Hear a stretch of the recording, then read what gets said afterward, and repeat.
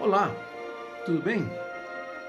Muito obrigado por você se dispor a mais uma vez acessar aqui o meu canal, ouvir e prestar atenção nessas palavras que eu tenho trazer para você.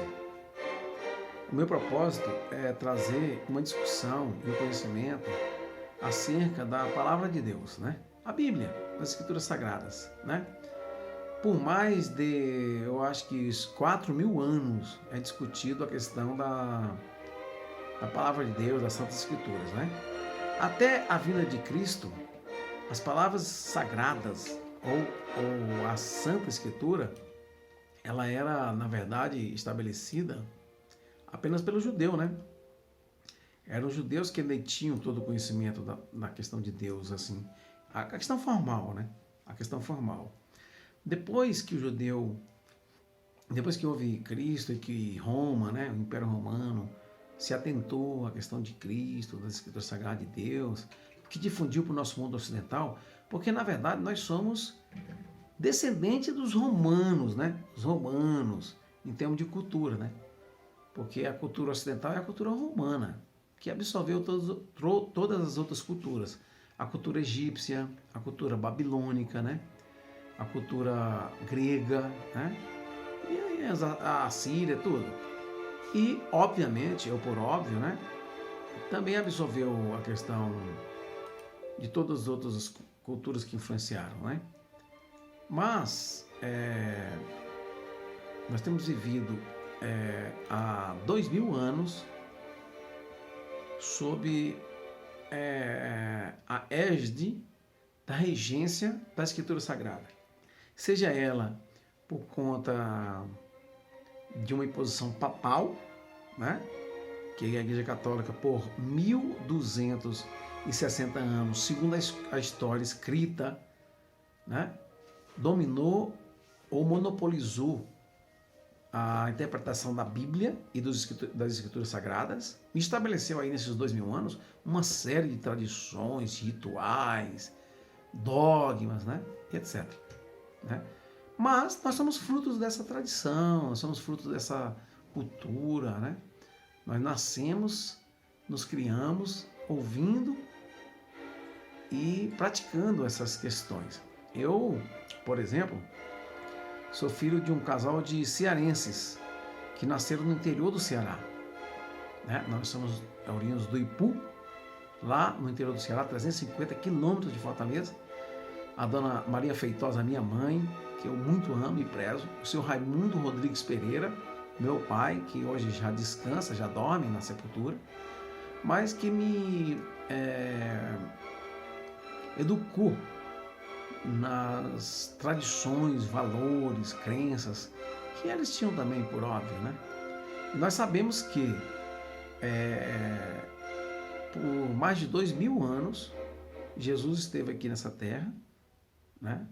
E veio para nos ensinar, para nos conduzir ao caminho perfeito, para nos parecer o conhecimento, porque Jesus é fonte de todo o conhecimento, na minha crença, na minha concepção, né?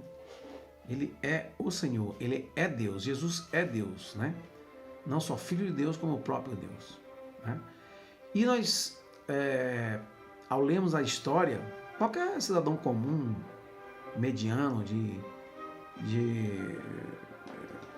pouco conhecimento acadêmico, digamos assim, conhece da história e sabe que houve um período em que houve um movimento chamado movimento reformista, que foi liderado por um monge católico, um monge da Igreja Católica chamado Martinho Lutero, né?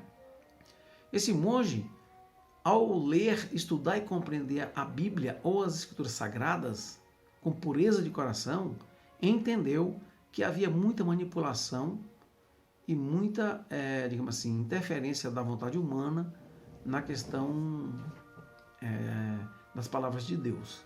E decidiu se opor ou se opor à tradição, na verdade, se opor à autoridade eclesiástica, se opor à autoridade da igreja e falar a verdade, somente a verdade. E esse é o meu propósito. Quando eu convido você a me ouvir e debater comigo acerca dos assuntos espirituais e eternos, é sem submissão a qualquer instituição e a qualquer poder que está estabelecido na terra. E aí, qual seria a nossa regra, então? A Escritura Sagrada. Somente as Escrituras. E eu quero pedir licença para você para ler um texto que está em Hebreus, capítulo 4, versículo 12, da Bíblia. Um livro que foi escrito por Paulo, segundo os historiadores, né? Que se encontra no capítulo 4, versículo 12, que diz: porque a palavra de Deus é viva e eficaz e mais cortante do que qualquer espada de 2 gumes. E penetra através ou até o ponto de dividir alma e espírito, juntas e medulas, e é apta para discernir os pensamentos e o propósito do coração. Você tem Bíblia? Então vai lá, leia em Hebreus 4, versículo 12. Essa Bíblia aí, traduzida por João Ferreira de Almeida, não tem nenhuma invenção, não tem nada de novo. E você vai ver que esse texto eu li literalmente, conforme está lá, certo? Mas eu queria trazer para você uma discussão acerca da declaração que foi o carro-chefe do protestantismo. E o que foi o protestantismo? Foi a ruptura com a teologia romana, com a teologia católica romana, né? Que dominou o mundo por 1260 anos. Nós vamos ter a oportunidade depois de estudar um pouco mais a respeito disso, ser mais claro acerca disso. A declaração dos protestantes que diz o seguinte, aspas, não são palavras, aspas, somente as escrituras, que em latim, eu não sei se eu vou acertar a pronúncia, mas é sola scriptura, que quer dizer somente as escrituras. Isso, ela elevou a Bíblia como o único padrão e fonte decisiva para a teologia, para a interpretação das escrituras sagradas e para a verdade acerca das questões espirituais e de Deus, né? Isso em contraste com a teologia católica, né? Eu fui criado segundo a teologia católica. A maioria de nós fomos criados sob a teologia católica, porque durante 1260 anos a Igreja Católica dominou, monopolizou o negócio da fé, o negócio da Escritura Sagrada, né? E conduziu da forma que ele achou melhor. É muito tempo, né? Mas a ideologia católica e romana, que eu fiz parte, eu fui batizado, porque fiz primeira comunhão, fiz crisma aos 15 anos, e participei do movimento Opus Dei. Depois, se vocês quiserem, vocês pesquisam na internet o que é Opus Dei. Eu fiz parte do Opus Dei, fui membro do Opus Dei, né? Eles enfatizam, ou seja, a teologia católica romana enfatiza as escrituras e as tradições. A fé protestante enfatiza a palavra como chave somente. Isto é, somente as escrituras são autoridade final quando o assunto de fé e doutrina estão em discussão. Enquanto eu estive na Igreja Católica, toda a firmeza e todo o centro e todo o gênese da interpretação e da fé encontrava-se na interpretação da Santa Sé, ou seja, do Papa. O Papa é, para o católico, como eu fui até os 22 anos de idade, a fonte de toda a verdade, a fonte de toda a interpretação da igreja, a fonte de toda a interpretação da fé, a compreensão e a salvação da alma passava pelo Papa. Assim que eu entendia. E assim que me foi apresentado, né? Eu, quando criança, confesso para vocês, eu tinha assim por volta de acho que 8 anos de idade, o Papa esteve aqui em 1980, se não me engano. E eu fui lá ver o Papa com a minha mãe, né? 79, 80, não me lembro bem, 83, não me lembro bem, na década de 80, o Papa esteve aqui, o João Paulo II. E eu fui ver porque eu fui lá para adorá-lo. Porque eu me lembro bem que quando eu voltei, eu fiquei tão emocionado e tão feliz que eu fiz uma oração para ele, disse Santo Papa. E aí fiz minha petição, Senhor Papa, porque era essa a minha fé. Essa era a minha fé. Eu era ferrenho na minha fé e achava que realmente o Papa era o representante de Deus na Terra, como tinha sido me ensinado. E o que o Papa falasse, está falado. E por 1260 anos, essa foi a convicção não só minha, mas da humanidade. Mas, como Paulo diz, né? Quando eu era menino, eu pensava como menino. Mas quando eu me tornei homem, quando eu era menino, eu pensava como menino, andava como menino, comia como menino, me portava como menino e falava como menino. E pensava como menino. Mas hoje eu sou homem. Então eu penso como homem, falo como homem, ando como homem, como homem e penso como homem. Né? E é por isso mesmo que eu trago para você essas discussões, porque a gente precisa, como seres humanos racionais, ter uma fé racional, não dogmática, não fanática, não, racional.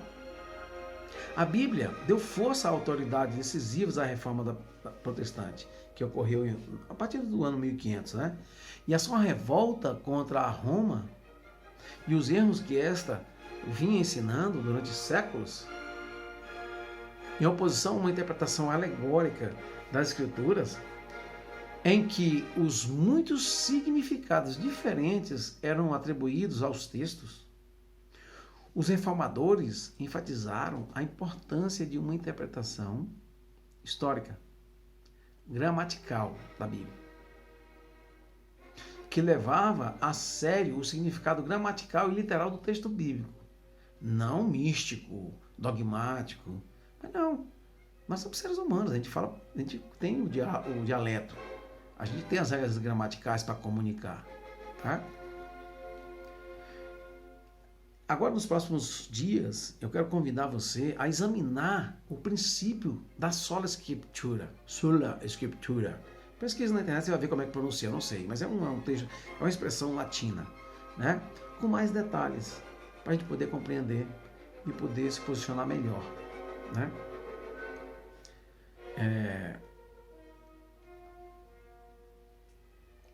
Nós poderemos descobrir que a sola scriptura, desculpa a pronúncia, implica alguns princípios fundamentais da interpretação bíblica, indispensáveis a uma compreensão apropriada da palavra de Deus. Sendo protestantes ou crentes, ou simplesmente sendo cristãos, né? Nós devemos manter a Bíblia como autoridade doutrinal e suprema. Eu não acredito que Deus quer que nós estejamos vinculados a qualquer instituição ou à interpretação de qualquer pessoa. Deus sempre falou: examinai as Escrituras, porque vós cuideis que há nela é vida eterna, e são elas que certificam de mim. Mas nós devemos sempre orar e suplicar a Deus que faça por nós, para que nós possamos sentir mais e mais necessidade de orar e de compreender a palavra de Deus. Aquela alma que deseja e quer crescer e expandir, cujas faculdades de raciocínio se têm desenvolvido mediante o profundo exame das Escrituras, desprende de qualquer preconceito de conhecimento acadêmico, ou de título, ou de tradição, mas que busca a Escritura a fim de saber a vontade de Deus, com certeza há de atingir posições de utilidade, pois a palavra de Deus lhes penetrou a vida e penetra não só a vida, como também o caráter. Eu creio. A palavra de Deus deve fazer a sua própria obra, ao ponto de dividir, como Paulo falou, juntas e medulas, e discernir os pensamentos e o propósito do coração. A palavra de Deus deve tornar-se um alimento pelo qual o cristão se deve fortalecer no espírito e no intelecto, a fim de poder combater em favor da vontade e da justiça. Creio eu. Eu tenho buscado isso. Confesso a você. Os ensinamentos de Lutero atraíram a atenção das pessoas. Todas as pessoas pensantes de toda a Alemanha. E eu convoco você que você é uma pessoa pensante. você é uma pessoa que tem raciocínio, que tem reflexão, para também compreender o que foi que Lutero estava falando. Porque ele não falava por si só. Eu creio que ele falava inspirado por Deus. Dos sermões de Lutero e dos seus escritos, procediam raios de luz. E eu já li. Você já leu? Eu li todos eles. Que despertavam e iluminavam milhares. Despertou e iluminou milhares de pessoas. Uma fé viva tomou lugar no formalismo morto em que a Igreja Católica, o papado, se mantiveram durante tanto tempo. Lembra que eu falei para você? 1260 anos. Muito tempo, né? O povo estava diariamente perdendo a confiança nas superstições do catolicismo, segundo a história. As barreiras do preconceito iam cedendo. A palavra de Deus, pela qual Lutero provava toda a doutrina e qualquer reivindicação, era semelhante a uma espada, como Deus falou, através de Paulo. Uma espada de 2 gumes, abrindo caminho ao coração de todo o povo. Qual povo comum. Povo comum. Não era o clero, não era a classe política, não eram os ricos. Era o povo comum, o simples, o pobre, o homem comum como eu e como você. Por todas as partes, segundo a história, se despertava o desejo do progresso espiritual, tanto na Alemanha quanto em todos os países da Europa. Por quê? Porque havia uns séculos que não se via de maneira tão generalizada a fome e a sede de justiça. Os olhos do povo, portanto, passou tanto tempo fixos em ritos humanos e mediadores terrestres que voltaram-se então ao arrependimento e à fé de Cristo. E este Cristo, não simplesmente uma figura, mas o Cristo literal e crucificado. Você está com a Bíblia aí? Leia 1 Coríntios 2, versículo 2. Deus, pelo que compreendi, pelo que leio, pelo que percebo, deseja que, mesmo nesta vida, as verdades da sua palavra sejam reveladas para o seu povo. Existe apenas uma forma de se conseguir esse conhecimento. Não é em academia, não é em universidade, não é através de um guru, de um mestre, não é. É somente por meio da iluminação do Espírito, através do qual a palavra dada é que podemos atingir um entendimento da palavra de Deus. Você, com todo o teu conhecimento, com toda a tua cultura, com toda a tua formação, você tem coragem de se humilhar, de ser humilde e se esvaziar do seu conhecimento, do seu posicionamento e deixar que Deus fale com você através do Santo Espírito e através da leitura das Santas Escrituras? As coisas de Deus ninguém conhece, senão o Espírito de Deus. Porque o Espírito a todas as coisas prescruta, até mesmo as profundezas de Deus. Não são palavras minhas, tá? Essa última frase minha é que eu falei, desculpa, está em 1 Coríntios 2, versículo 11 e 10. E a promessa do Salvador para seus seguidores sempre foi, aspas, quando vier, porém, o Espírito da verdade, ele vos guiará em toda a verdade. E ele há de receber do que é meu e vou-lo-á de anunciar. Palavras de Jesus, o próprio Deus que criou todas as coisas. Está lá em João, capítulo 16, versículo 13 e 14. A Bíblia contém os princípios que jazem no alicerce da verdadeira grandeza.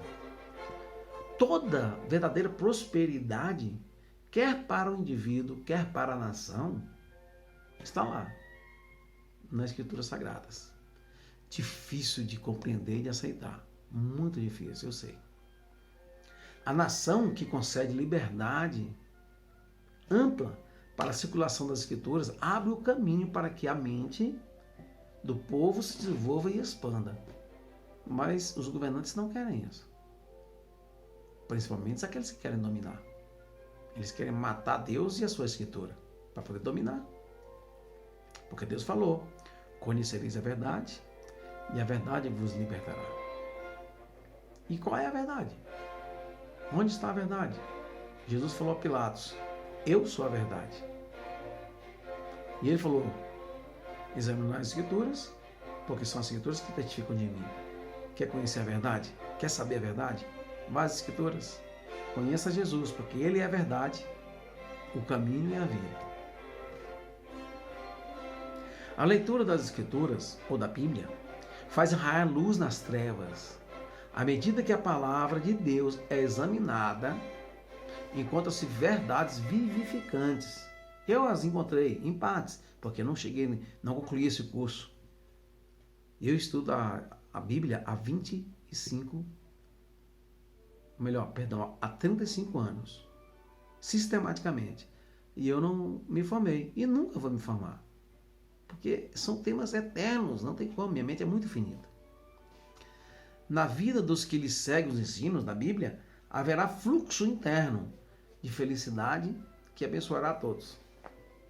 Todos quantos com ela tentarem ou entrarem em contato. Por quê? Porque a Bíblia e as Escrituras Sagradas nada mais é do que a palavra literal vinda direto do céu para você e para mim. Porque é Deus, o nosso Pai, o nosso Criador, que nos ama, falando conosco. Eu venho hoje aqui perante você para trazer essa palavra sem nenhum interesse. O único interesse que eu tenho aqui é que nós possamos, eu e você, possamos compreender a vontade de Deus na nossa vida. E, muito em breve, já, eu e você, ao compreender e a nos render a nossa vontade, a dele, possamos nos encontrar. Eu vou me encontrar, eu creio, e você, nos ares. Vamos nos encontrar nos ares, nós vamos levitar. Você crê nisso? Que bacana.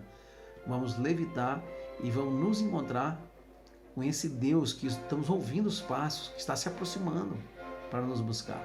Porque nós somos filhos por adoção dele. E ele quer e deseja conviver conosco. Porque ele ama a mim e ama a ti.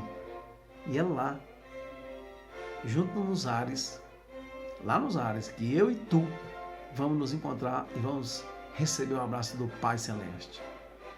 Eu, seu irmão Heron Feitosa, continuo aqui orando por mim e por ti, para que Deus envie porção dobrada do Santo Espírito e que nós possamos ter a sensibilidade, a humildade de entender a sua mensagem, de nos render todo o nosso ser, todo o nosso orgulho, todo o nosso raciocínio ao Senhor da paz, ao Senhor que é toda a ciência, toda a sabedoria e todo o poder.